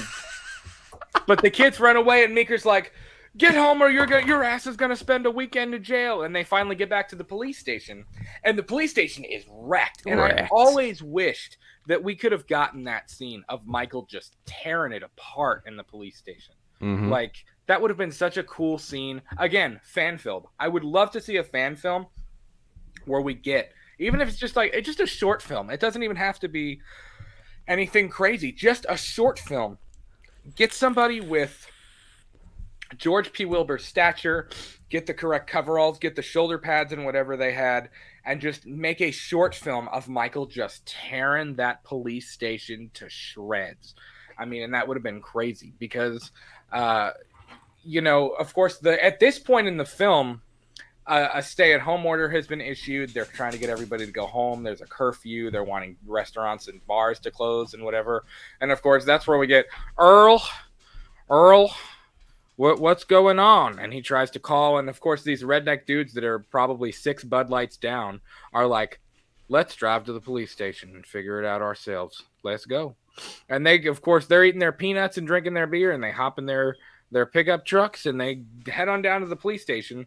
And, of course, by that point, Loomis and Meeker are walking out. They're like, oh, shit. Like, the police station's wrecked. They have nowhere to go. And I love that scene because, again, Loomis is just like, I'm in charge now. When Meeker's like, you know, when Loomis says it was Michael Myers, and, of course, the people are like, the sick burn by Earl because Meeker's like, guys, let the police handle it. And Earl goes, like the last time. Like, oh shit! Like, whoa! Yeah, okay. Yeah, like they all remember Ben Tramer. Yeah, they remember the kid that blew up. Yeah, for sure. That, but like the cops, dude, the cops failed at AT. Yeah, they really dropped the ball. They did a terrible job. Mm-hmm. I mean, they even sent a U.S. Marshal, and the dude got screwed over by Loomis. Yeah. Like, I don't know. It was crazy. But yeah. So, of course, Loomis drops the famous, you haven't got a police force line, and he gets all up in Meeker's face or whatever, because Meeker's like, you just created a lynch mob. And Loomis is like, well, you need a lynch mob. That's what you need. What if Loomis was like, I know I did. I read the memo. Yeah, I love Meeker because he goes by the, well, I guess that's why his daughter wears Cops that. do it by the book. Yeah, he's doing it by the book. So, but what made it so interesting was the fact that, like, I wonder how the relationship was between Haddonfield police and the citizens, because they were not happy whenever they were like thinking Michael Myers was back, and they were like, Meeker was like, we'll handle this, and the fucking rednecks were like, bitch, no, we are handling this. Yeah. So you stay they do home. a terrible job though, because literally they could have seen a squirrel move and they'd have been like, there he is. Because of course they're driving down the street or whatever, they're trying to hunt for him. They got their double shotguns and whatever, and the guy's like, there he is. And of course they drive to him. They don't even somewhat check to see if it's even like it could have been a squirrel, and they would have opened fired. Mm-hmm. Like, the bush barely moves and they open fire. And I have so many questions because, of course, they get behind there and he goes, oh, shit, Earl. It's Ted Hollister. Or whatever. First and they off, realize that they just killed a random dude. Why is a random dude behind the bush? Yeah, what is Ted Hollister doing behind the bush? That's pretty sus. At like 11:30 p.m. In my head, I'm thinking he was probably doing some sus shit. So, probably would have been good. You know, that's probably why they just, like, brushed it off. They were probably like, well, Ted was probably doing something sus. So, I mean, justice served. You know what I mean? You know what's funny, though, is I mean, of course, all of them die at the end of the film, all of these mob people, but, like, they never mention that. I'm pretty sure if they would have found Michael and they would have, somebody the next morning would have just found Ted Hollister's dead body in the park, I feel like nobody would have ever spoken about that ever again. Yeah. It just would have been like, this is between us. They They'd probably, be like, what happened? They would have sat back down on the bar. They would have sat back down at the bar and been like, damn. So poor Ted Hollister, guys, right? So, they'd have been like, Ted. The guy, another guy would have been like, Ted who? I don't know a Ted Hollister. Who's that? Who's that? Ted? Okay, never mind. We went to high school with a shut the No, we didn't. Yeah. So they shoot poor Ted Hollister. And of course, you know, Loomis, basically at this point, they're like, okay, we're gonna wait for the state troopers. So Loomis, Meeker, one of his deputies, take Jamie and Rachel to Meeker's house. Well, of course, guess who also is at Meeker's house? Cops do it by the book. His daughter Kelly and Brady, and they're getting freaky deaky on the couch. Yeah. Of course, he pulls up and she's like, "My dad!" And of course, they're freaking out and they decide to barricade themselves. Dude was putting hammers and 2x4s over doors to barricade them in their house against Michael. They've got Brady up they got Brady up in the attic with a rifle. There's a cop at the front door. Meeker's in there trying to fool with the radio. Like, they are barricaded in this house trying to stay away from Michael. And all of this, we even know that Michael was in the backseat of the car. So, I mean, Michael's there. Like, he knows, you know, he's probably in the house already. So they're barricaded in the house. Of course, Meeker, Brady, you know how to use a gun? Yes, sir. All right. Just hands him one. Well, he hands him one. He's like, "I want you to take this. I want you to do this. I want you to do this." I know, Art. I thought the same thing. My dad, Annie Easter egg, man, from H1. Boy, but hold up. What got me fucked up was the fact that, like, whenever Meeker was like barricading everything, he was grabbing all the weapons. Boy, my guy literally got a SAS 12 pump shotgun. That's a powerhouse right there. Like, I was thinking in my head, I was like, oh boy, if he gives that to Michael, oh, it's gonna look sick. But no, he ended up not using it with Michael. But I was like, golly, this guy was gonna fuck Michael up with that shotgun. I was like, I can't wait to see that in action. And it's cool because Meeker hands him the shotgun and he's like, "Oh yeah." And as he's loading his gun, he's like, "I ever catch you grow up with my daughter?" He's like, "I'll use that gun on you." It's like, okay, bye. Yeah. So, but can you imagine how, like, fucking awkward it is for those kids? Like, literally, Rachel just saw Brady and her, like, you know, doing it, and next thing you know, they're like getting chased by a serial killer, and to go somewhere safe, they go to the same place. Well, like, can you imagine when Brady and Rachel and Kelly are like near each other in that house? You could practically trip over the tension in that room. Like, I mean, seriously, it's so thick. Yeah. It just, like, lines everything, because they even have the little exchange between Kelly and Rachel's like, what did she say? She's like, "Here's your coffee," or whatever, and she spills the coffee all over. Which, Rachel's got balls. She spilled hot coffee all over Kelly. Yeah. I mean, like, tipping like an iced tea or something or a water is one thing, but like, she tipped hot coffee on her, and she took it like a champ. I know, right? She didn't even react. She was just like, "Oh, I gotta get another shirt, but no pants." I know. Still, yeah, I was like, Jesus, man. So I don't remember if Meeker leaves or if he goes upstairs. I'm not sure. Yeah, Meeker must leave, because Meeker left to go find the lynch mob. Right. You're right. Of course, we figure out Michael is in the house. He kills the cop, and Homeboy is like, he is just twisted all up. Bro, he got Zohan quick. Like, if you guys have seen You Don't Mess with the Zohan, bro, he got the pretzel. So I was like, Jesus.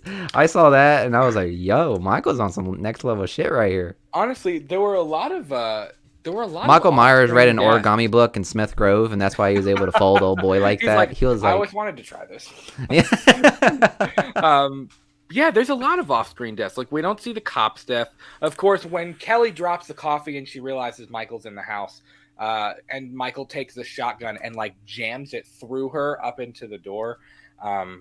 Who did you think that Michael was gonna use the shotgun, like, shoot her? Well, for the first time I ever saw it, of course, everybody was like, it's like, bro, is he about to shoot her? And then it's just like, I feel like he thought about it. He was like, no, not my style. And he just That's what I was thinking. I was like, is Michael Myers' style is not using a gun. Like, it's not a killer's, like, you know, go-to thing. Yeah. So I thought that was interesting. It was an interesting kill. And it's pretty cool because, of course, once Brady realizes Michael is there, you know, Rachel's trying to find Jamie. She finally finds her, or Brady finds Rachel, and they see Jamie upstairs. Brady tells them to run because, of course, at this point, Michael is coming around the corner. Mm-hmm. And here's where you get probably the coolest death scene and the coolest battle of the movie is Brady against Michael. Because I gotta say, man, as much as Brady could be annoying, Brady put it up against Michael. He Yeah, really Michael was throwing some dimes at did. Michael, and it's and funny Michael was because just sitting there being unfazed by it all. he goes to reload, and of course, and he's just like, and he goes to hit him with the gun. He hits him. Brady gets in a few good hits, but of course, But just Michael like the roach Michael is, he just says, he's not even Okay. phased. He just takes it like a champ. And then, of course, he hits Brady with it, drops the gun over the banister, and then, of course, Brady's just like, Fisticuffs, yeah. Dude, Michael's like, you should have gone for the head. So Brady gets a few good punches. Dude, the scene, okay, I don't do bone stuff. Like, I can do blood, I can do gore in movies, but I got to tell you, man, bones freak me out. I don't do bones well in movies. And when Brady goes to throw the punch and Michael grabs his hand and he's like cracking his like wrist bones and stuff, I'm like, ugh! It's not good. And then of course, to make matters even worse, he grabs Brady by the head and is like crushing his skull. It's a good scene, man. It's a good scene, Brad doesn't like bones, but damn, again, that's some gory shit right there. Dude, well, honestly, I think he stabs. I think he like sticks his finger and Brady too, doesn't he? Yeah, I mean, Yeah. dude, honestly, it's like, I'm trying to think.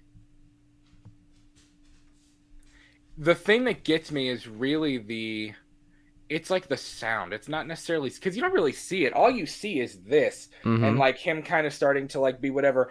But then it's like the more and more he does it, you start to get like the. It's like. Oh. So you don't like this sound? Stop. You don't like those? I don't What's wrong, man? You don't like them? I don't like it. No, I don't. Oh damn, I'm out. I'm out, guys. I don't like it at all. Frank, what is going on, my man? Glad to see you. Welcome to the show. Hey, Brad Haywood. He called you Haywood. You're so stupid. I'm not gonna lie. It took me a second when we logged on to this chat to do the show. I was like, "What?" I was like, "What is that?" And then he said it about 4 times before he got it. I did. I said it 4 times, and then I was like, "Oh, I get it." I was like, "That's video." So Jamie and Rachel make it out onto the roof of the house. And you were prepping me for this, man. You were prepping me for the rooftop scene because you were like, just watch Michael. And then I saw him, and I saw him how he just like he literally just did. He went, yeah, over the fucking house. Well, not even. I was like, my man, like I know you just got blown up, but for fuck's sakes, man, you don't know how to use your body. It's just funny because like. Not only that, but first of all, they throw suitcases and stuff down the stairs, and he's just like, get this out of my way. Mm-hmm. And not only he's like, and he slings his arm up to get up on the roof, but when he finally does, I think George P. Wilbur wore shoulder pads or something like that to make him look stockier, but he didn't look stockier because he rises up and he's like he ain't got no neck. That's how he looks. Like, It's just like he's straight shoulders. There's no neck at all. Which, by the way, if I saw the roof, like waddling like a penguin. If I saw Michael Myers just sling his body over like that, I would think in my head, okay, so this guy clearly can't climb. Let me just kick his face, boom, and just let him fall off. Let him conveyor belt back off the fucking. Oh, that's probably why, because he fell off the roof in the first one. That's probably why he's scared of heights. That's probably why he was more careful. No, I'm kidding. No. Frank says, sorry, I've not been in the chat that often. Brother, you got nothing to be sorry for. We're just glad you're here. Apologize. No, Art says the rooftop scene was epic. Originally, the house was going to be on fire, which I would have been down for. Yeah, I actually just saw that. I saw that the other day, actually, about the house supposed to be on fire, and it was budget cuts that caused them, like, they just couldn't, or not budget cuts, but it was the lower budget. They couldn't, they just couldn't do it. It don't cost much to set something on fire. Okay, but you also have to have a child and a teenager and another human being on top of the roof to film it. The little child's a great actor. She knew the assignment. She knew what was happening. She knew the risk when she took the role. She knew the risk, yeah. if a child literally signs on for a scary movie, yeah, you know the risk. For fuck's sakes. Yeah. Art says shoulder pads were big in the 80s. It was a fashion statement. Myers was trying to make a fashion statement. That was it. Yeah. And high water pants.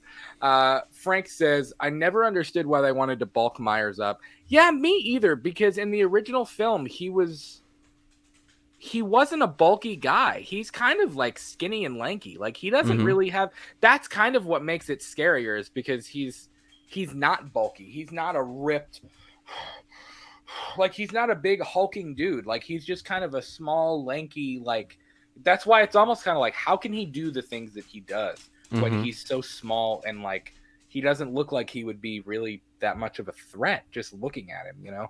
Yeah. That's kind of what makes it cool. But of course, we get the scene, the rooftop scene. Jamie and they're kind of flopping around, falling down on the roof, and Michael's trying to get to them. She's like, you know, Jamie, I'm going to lower you down. She lowers Jamie like halfway before she falls on the gutter, and she's hanging. And then, of course, Michael's slashing, and she lets go, and Rachel falls. And seemingly, you would think she's dead. But apparently, they love to, they love to make people fall off of rooftops in the Halloween franchise. That's what I was thinking. I was like, rooftop things are Halloween things. I know. Falling off of houses are a big deal here. Yeah. And Also- obviously they threw Rachel some good old plot armor, because, darling, you would have been out for the count. She would have at least had like a concussion. You know what I mean? Yeah, exactly. But she got up and went right back managed to be running. Fine, man. Yeah. J-Dad is in the house. He said, I just got here. But we all know Myers had that time when he got into the steroid scene. We don't talk about that. By the way, Halloween 4 is my favorite Halloween. Awesome, man. That's awesome. It's definitely in the top 5 for me. It's definitely a really good one. Better than 5 and 6, wholeheartedly. And I'm going to get a lot of hate for this. I actually like 5 better than I like 6. I don't know. I can't say anything about it. I know. Yes, I'm choosing Nick Cage, Michael, over Paul Rudd. I said what I said. I don't know. I'm probably not gonna like the Nick Cage one, man. I'm not gonna lie. I know. It's a fun one, though. 5 has really grown on me. And I know everybody hates 5. Everybody wants to dog on 5. But, like, to be completely honest with you, I enjoy 5. Like, I can enjoy Halloween 5 for what it is. Now, is it a good movie? Not in a million years. Not any chance. It's a terrible movie. And, of course, even with the Halloween franchise, it's not good at all. But I don't know. It's grown on me. Like, I can appreciate it for the experience. I just have fun watching it because it's so stupid. You can kind of laugh at it and you can just be like, this is, whatever. Guys, by the way, we're almost an hour and a half in. We're about, 3/4 of the way through the film talking about it.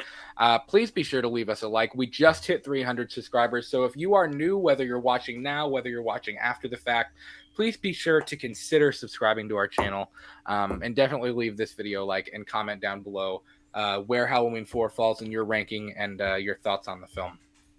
So at this point,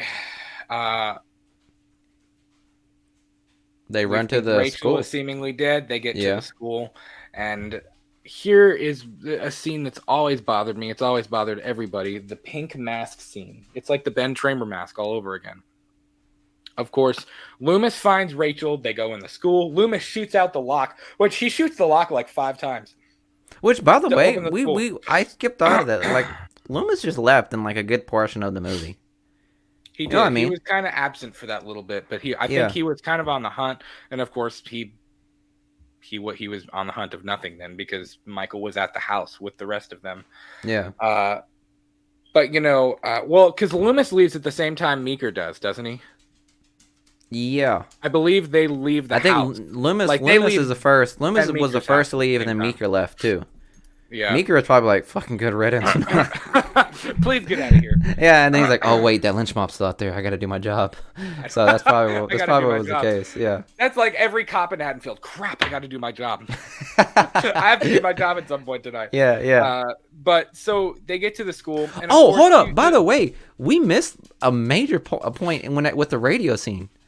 Whenever he was talking with the state troopers, and they were like talking about like how like, hey, we need help, blah blah blah blah, like like our powers are and everything, and I would be thinking in my head like, if I was a state trooper and I was contacted through the emergency landline, I would take some consideration. But no, this bitch was like, is this a Halloween prank? I was like, what?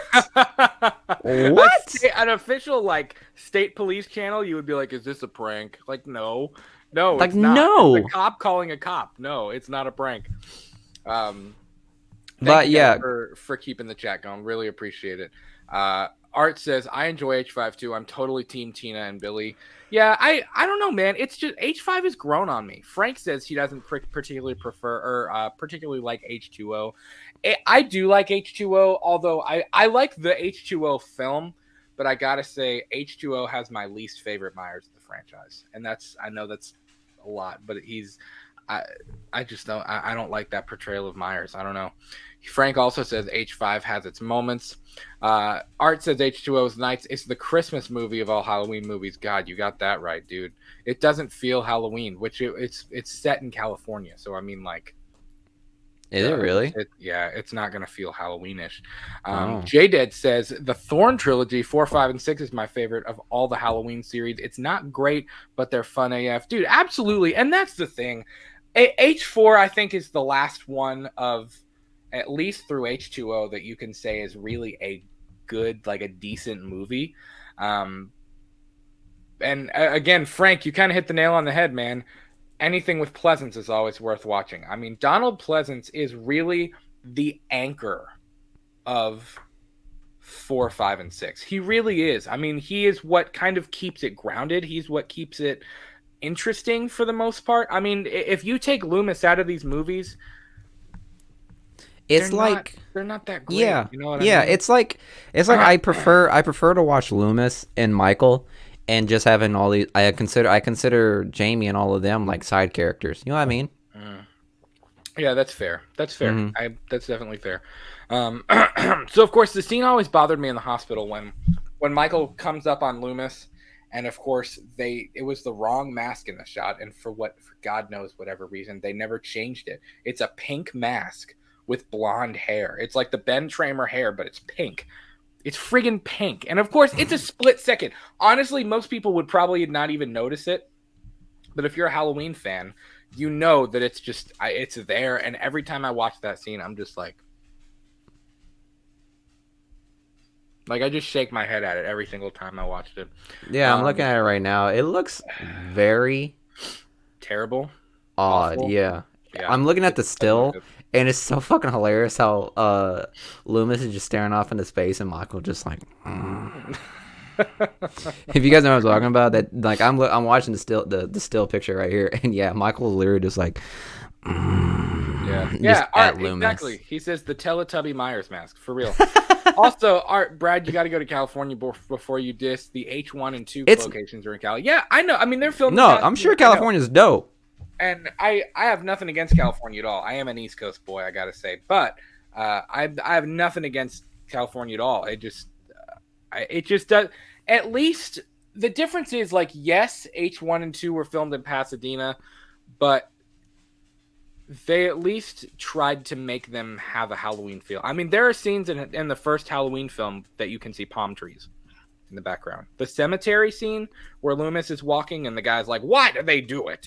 Look in the background. There's a highway and there are palm trees in the background. And this is supposed to be in like the Midwest in Illinois. So yeah, but of course, you know, Jamie gets out there. Rachel finds Jamie at the school. We think Loomis is kind of down for the count. It's really the last time we see Loomis until the very end of the film, which we're about to get to in a few minutes. And the mob, who they're fresh off of killing poor Ted Hollister, the mob finds them at the school and they're like, Myers is in there, let's go get him.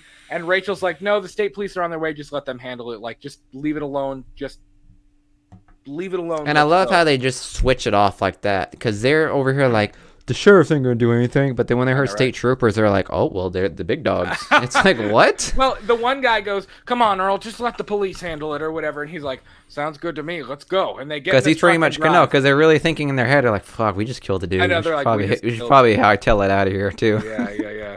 Like we're definitely going for manslaughter right now. Like that's definitely happening. At least. Yeah, So at least. They get in their trucks, they start driving. You kind of think that the horror is over. They pass the state police. You know, they're shooting their shotguns up in the air trying to signal them.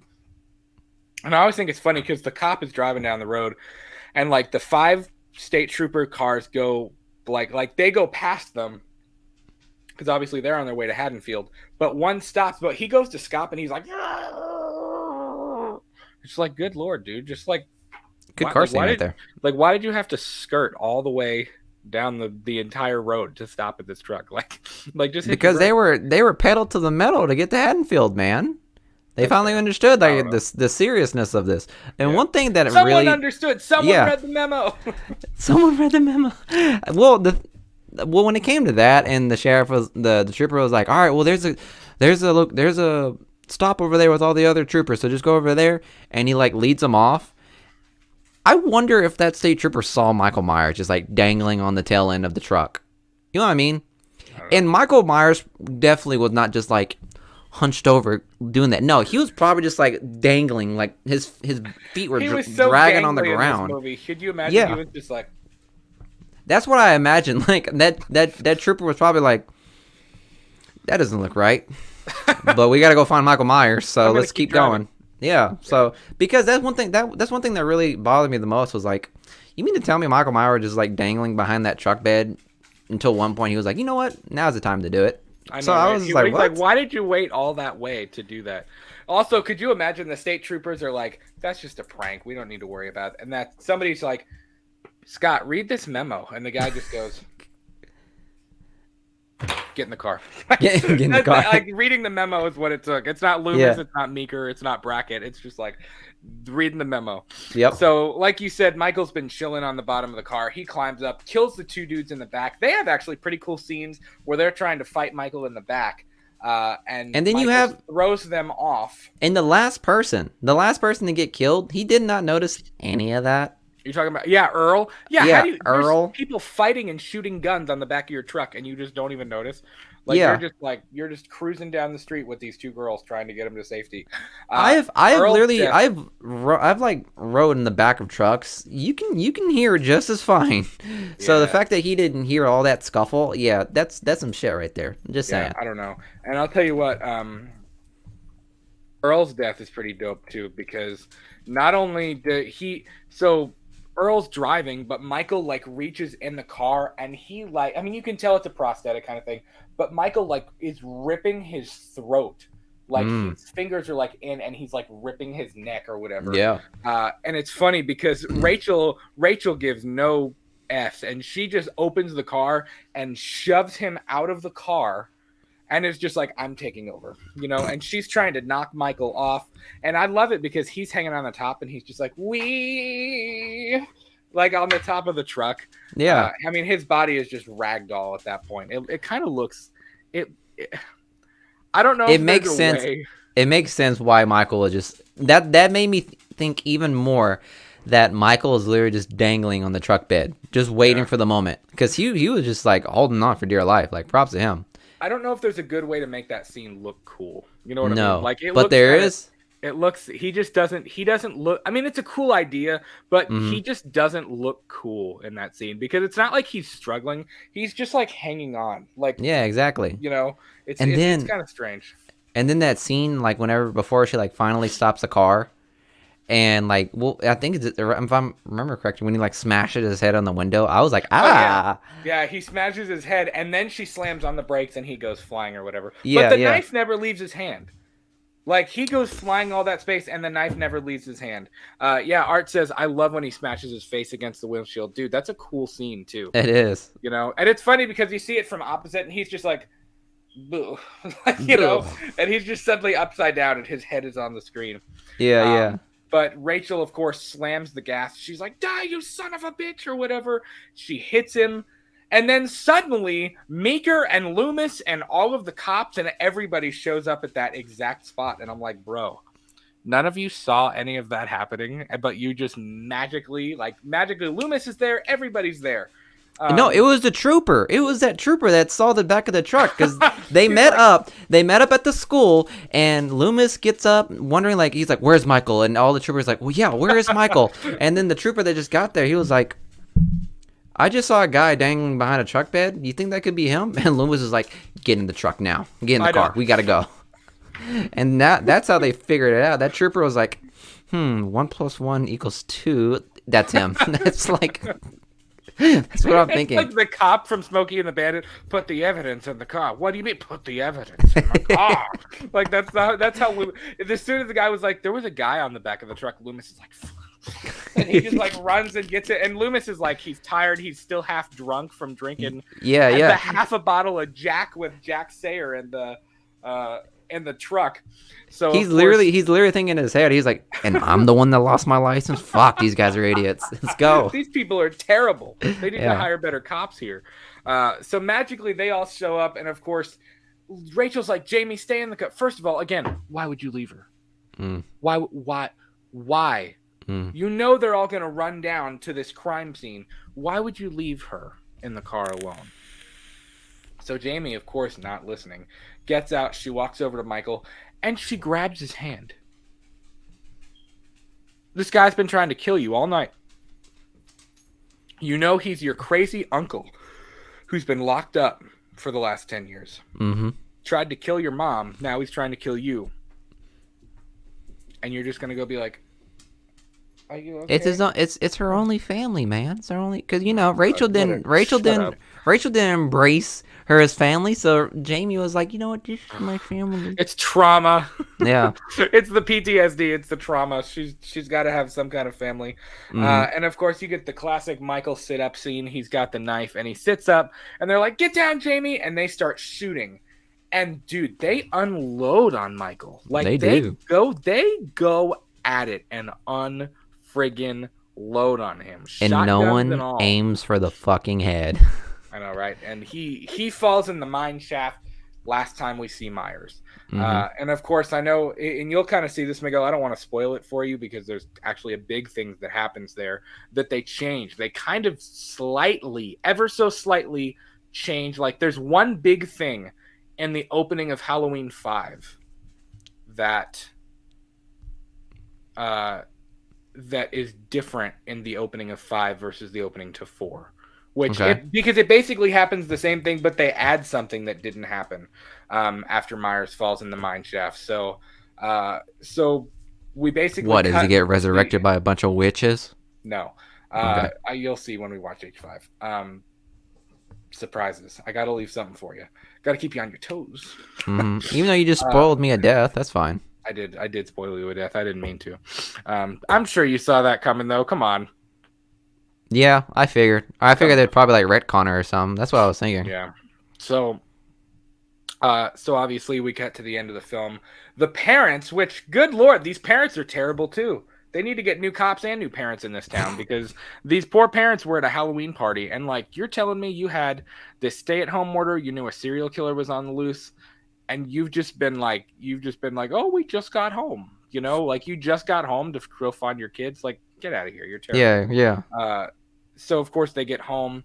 They're, Loomis has got his, Michael Myers is in hell where he belongs and all that stuff. Loomis is finally like, I can rest.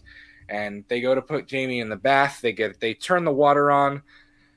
And that's where it begins. And I got to say, I would have loved to have heard an audience reaction in the theater when this happened. Because when you realize what's happening and that it's mimicking the original film, when 6-year-old Michael picks up the mask and puts it on. And of course, she grabs scissors instead of the knife. When she sees her mom in the bathroom and she goes to start stabbing her or whatever. I'm just saying, that one right there, Jamie must have grown 3 feet because it was the same height as an adult whenever she was killing her mother. I was like... Well, but Jamie was standing up and her mom was on her knees trying to get her bath ready and trying to get her cleaned up. No, but it definitely wasn't the height of a 10-year-old, I guess, is her age or whatever. You don't think so? No, I don't think so. That's super nitpicky. I'm not gonna lie. Well, I'm just saying. Like, I get they were trying to like get with that surprise, but I was like, man, what you mean? What are you doing right here, guys? Yeah. But I remember whenever the mask was put on, I was like, that's not Michael Myers. Michael Myers already had a mask. What the fuck is going on? Because I thought it was Michael Myers at first until I saw like the clown mask come back on. I was like, oh fuck. Yeah. Because I didn't know it was gonna happen, guys. Yeah, and of course the classic ending. I know it's kind of split in Halloween fandom as to like people that love this ending, people that hate this ending, because it's almost like, what? Like, you just brought Michael back and now he's gone already? But of course, you know, you hear the scream. Jamie's at the top of the stairs. She's all bloody. She's holding the scissors. And Loomis runs up. And the thing I love is Loomis is not going to... He's not hesitant. He just immediately pulls the gun to shoot. And Meeker, like, slaps his hand down. And but he grabbed the gun and he was ready to shoot too. You saw him. He grabbed it and he was like, I'm ready to go. Wait. Oh, fuck. That's the girl. I know. And then it's just like he realizes. But when Loomis is screaming, no, no, no, and he's screaming and he's crying, like the last shot you see of Loomis crying at the bottom of the stairs, like, that's a cool shot. That's another cool Loomis moment, because it's like Loomis finally was like, okay, like, Michael is gone. He's dead. I can finally breathe. And then suddenly it's like, boom, and it's not over. And yeah, he was thinking in his head, he was like, this one's not going to the hospital. I know, she's right? going like, 6 feet under. Yeah. But even his look, because he's like, you know, he looks like he is just like distraught. And of course we cut to Jamie with the knife. Boom, there's Halloween 4. Yep. Roll credits. I'm excited to see how Rachel feels in Halloween 5, like knowing that. You know what I mean? Yeah, it's interesting. It's cool. Again, Halloween 5 has really grown on me. So that's it, guys. Please, if you are watching after the fact, or if you're watching right now, please let us know whatever you want about Halloween 4. Let us know your favorite moments. Let us know your ranking. Where does this fall in your Halloween ranking? Let us know what your thoughts are on Halloween 4, The Return of Michael Myers. For me, as a movie by itself, it's probably a 6.8. As a Halloween film, it's like a 7.5, man. I mean, it's up there. I mean, it's up there with 18. It's up there with it's up there with a whole lot of different with you know, the original with H2, with Rob Zombie's H1. I mean, it's with H2O. I mean, it's just it's one of the better entries in the franchise. So Miguel, if you had to rank this thing, or not rank it, excuse me, if you had to rate this movie, what is your rating? I would give it a... and of course this is subjective, but... Yeah, I know. I would give it maybe like a 7.3. Yeah. I'd give it a 7.3. It's solid. It is a solid entry. It really is. It's definitely a good one, because you guys are correct. Crazy Loomis did enhance the movie. Yes. I love seeing him going buck wild, as compared to, you know, the philosophical Loomis as like talking about the lore of Michael. This one was just like, fuck the lore, get rid of this guy. Shoot him. Like, yeah. So, and I know what's wrong, because we blew up together. Yeah, because we blew up. Yeah. Yeah. Like, man. It was a good movie. Yeah, I'll accept it. Even the twist at the end with Jamie ended up killing her mother. I was like, damn, okay, sure. I'll take that. Because it didn't really like talk about like her mental stability in the movie. It just like she had nightmares and shit like that. Right. So it was interesting to see like, oh, okay, well, that was enough to fuck her up. So it was literally like an apple doesn't fall from the tree. That's that kind of thing. Yeah. Right. Real quick before we get out of here, Art says, I had this nightmare a long time ago where I was stuck in traffic at night and Michael jumps on the hood of the car and smashes through the windshield with his fist. Dude, that's freaky. Frank is right, man. Scary nightmare. Yeah, Jesus. Scary nightmare. Let's see. Art also says, Brad, if you shave your head, you can play the new Loomis in your future fan film. I don't know if I can play Loomis. That'd be a hard role. I don't know if I could do that. Bro, I was just telling Brad. I remember I told Brad the other day, if like Mike and Jay, your costume of Loomis, it actually looks pretty damn good. You could literally play as Loomis's like son or nephew or something like that. Burton, He could play you're like a spot younger on. version of him, though. Like, Yeah. it's good, man. It's spot on. It's great. Like sophomore year Loomis, like Yeah. college. Dude, like they're doing the Spider-Man freshman year, Sam Loomis freshman year. Sam Loomis. You know, that guy did like become freshman year of college, becoming a psychiatrist. Yeah. Frank says it would be in my top 5. I'd give it a ranking of 7. Yeah, man. Yeah, it's a so we're great all film. in the same boat. It's about like a 7-ish movie. Yeah, absolutely, man. Guys, that is going to do it for us for this episode of Purely and Simply Evil. We are almost 2 hours in to this show. This has been our episode number 5, talking about Halloween 4, the return of Michael Myers. We are going to take a little bit of a break from the Halloweens. I think we're going to check out some horror, some Christmas horror next, some winter themed. You know, maybe December we'll do Black Christmas. It's Me, Billy.